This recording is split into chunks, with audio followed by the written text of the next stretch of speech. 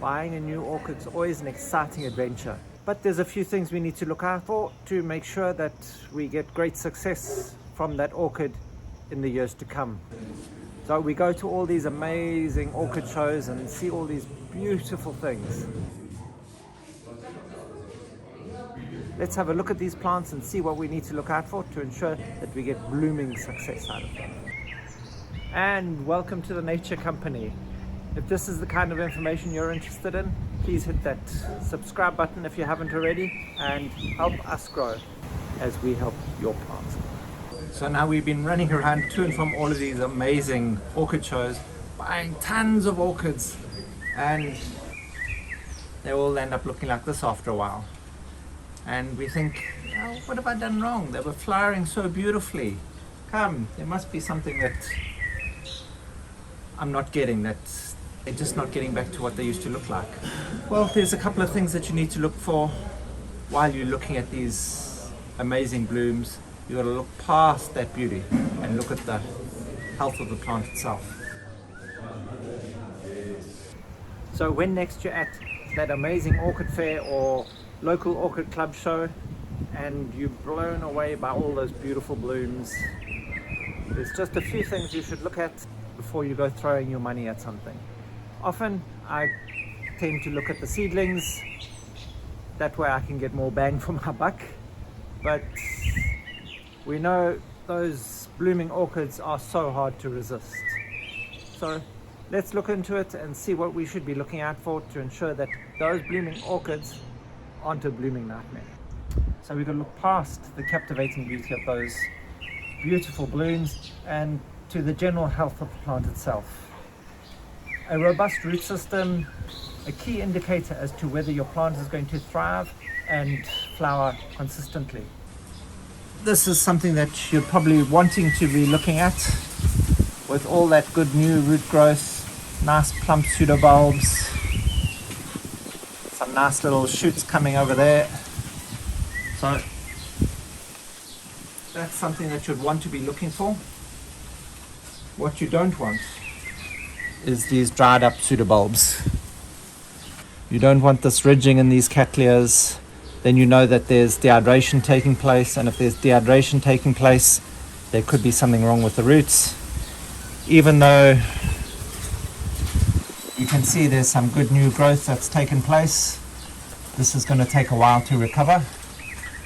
So if you don't want to be fighting with your plants, best not to go for things that have been dehydrated even too far.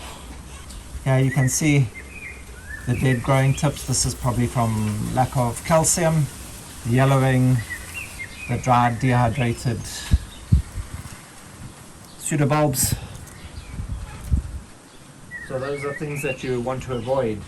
Checking the roots, an easy way to do it is by just checking that the plant is well set in the pot itself.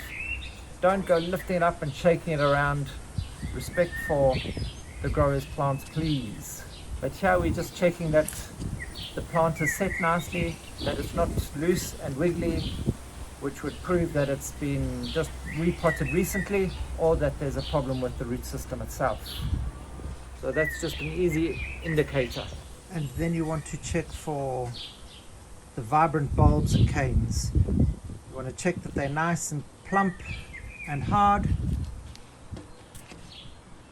and then there's some good vigorous growth. If you're finding the bulbs or canes are shriveled, then it's either dehydration or some other underlying issue, and it's best just to move on to the next one.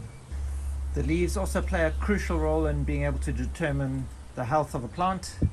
They should be turgid, they should hold themselves upright and be a good even color. The different orchids have different leaf types and different textures, from thick and fleshy to almost hard and cardboardy, but knowing the different ones will help you decide whether the plant's leaves are in good health. So look out for black marks or unusual spots that could be indicators of disease. Even you can see it's got buds coming, but then when you look at the leaf, it's not an even color. So this is definitely not something you want to be bringing home. We're not sure whether this is fungus or something else, so we don't want to spread that in amongst our collection. Here also we can see the leaves are beginning to twist and turn slightly. They're not fully rigid, and that's just signs of dehydration.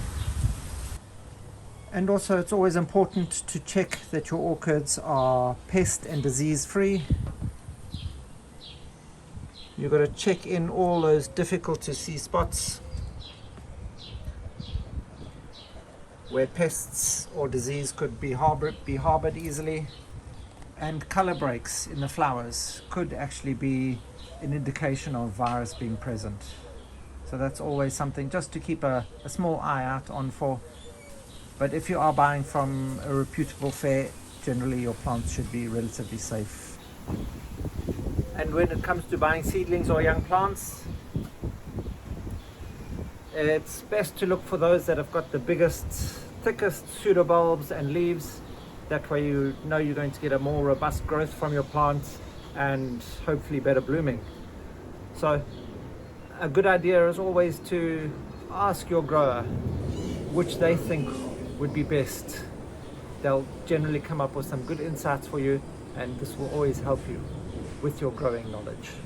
So when bringing your new beauty home, what you want to do is, before you put it in amongst your collection, you're going to either be treating it with something like imidacloprid, which is a systemic insecticide that you're going to be flushing through your pot.